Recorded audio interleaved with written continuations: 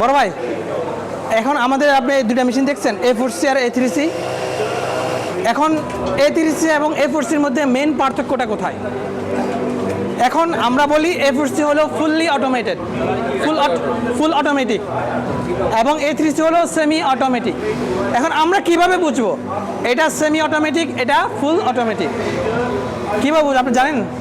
মানে what is the difference between semi automatic machine and full automatic machine? Difference is, যখন সেটা semi auto হবে অর্থাৎ A3C মেশিনের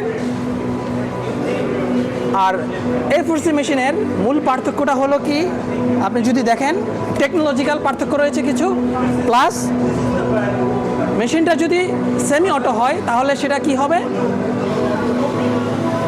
অটোমেটিক থ্রেড ট্রিমিং হবে এক।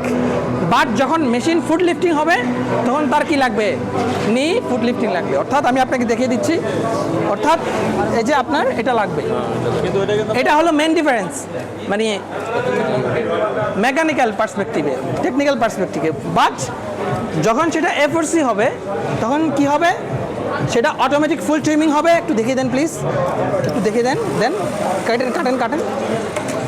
দেখেন অটোমেটিক কেটে গিয়েছে, এবং কি করেছে, সে শুধু প্যাডেল ব্যবহার করেছে, অর্থাৎ প্যাডেল ব্যবহার করে সে ফুট লিফটিং করছে, এবং প্যাডেল ব্যবহার করে সে আবার কি সুতা কেটে দিচ্ছে। আর যখন সেটা A3C হচ্ছে, কি হচ্ছে, could you please show us? তখন হচ্ছে কি, নি লিফটিং করার জন্য তার নিবার প্রেস করা লাগছে, প্লাস অটোমেটিক সুতা কেটে দিচ্ছে। যে একটু একবার দেখেন, দেখেন এই যে আপনি দেখেন, এই যে কোনো হেল্পার লাগছে না,